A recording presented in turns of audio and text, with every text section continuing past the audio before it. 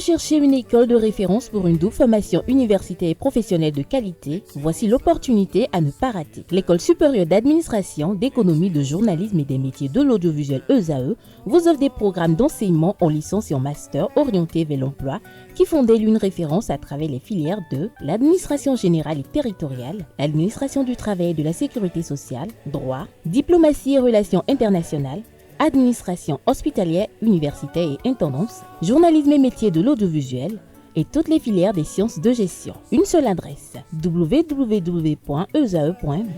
Rendez-vous dès maintenant sur nos campus ESAE Bedjromende au numéro 90 93 65 21 ou au numéro 98 98 14 00. Paracourt sur le numéro 52 46 12 12.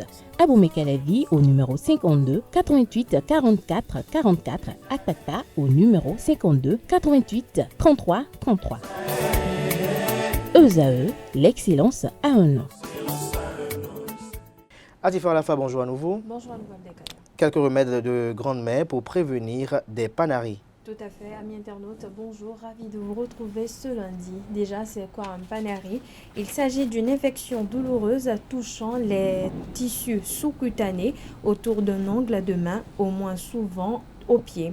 Généralement, il est causé par une bactérie rentrant dans la peau suite à une petite blessure, ce qui occasionne des rougeurs, des chaleurs, un gonflement et surtout des douleurs. Déjà, avant tout remède, amis internautes, il faut avoir une bonne hygiène, se laver les mains régulièrement, sans être un maniaque de l'hygiène non plus. Évitez de se ronger les ongles et d'enlever les petites peaux autour des ongles. Faites attention également en coupant les ongles pour ne pas créer de blessures. Voyons donc quelques remèdes de grand-mère contre les panaries. Les propositions sont à répéter 3 fois par jour. 1. Un bain de gros sel et de ricin.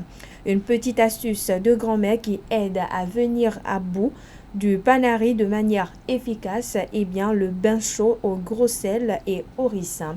Cette préparation permet de ramollir la peau afin que le panari parvienne plus rapidement à maturation.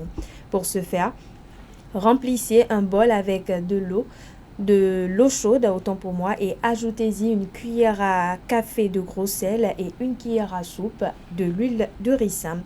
Laissez baigner votre doigt dans ce bain pendant 30 minutes environ. Répétez ce soin jusqu'à 3 fois par jour. Deuxième astuce, un cataplasme d'argile verte contre le panari.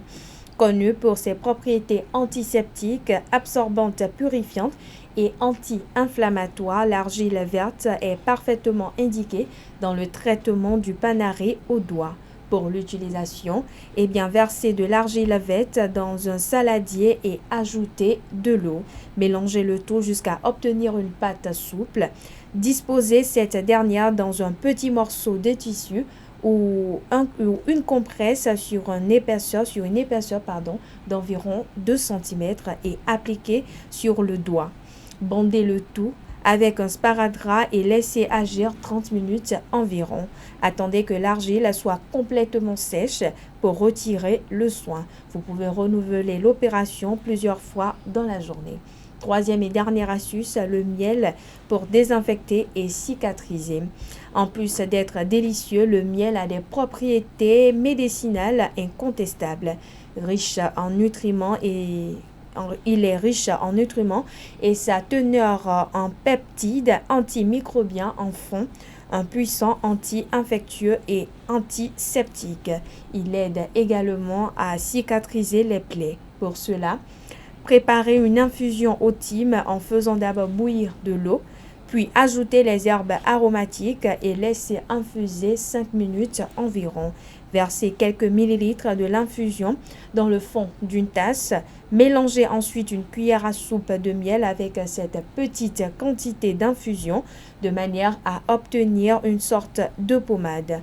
Appliquez cette dernière sur votre compresse à placer sur votre doigt et à fixer avec du sparadrap. Vous pourrez garder ce soin plusieurs heures au cours de la journée ou toute la nuit si vous le désirez. Voilà, amis internautes, c'est tout pour l'astuce du jour. Merci et à demain. Merci à vous pour cette présentation. Francis Fahmy, merci. Merci une fois encore. À présent, on passe au prénom du jour et aux prévisions astrologiques.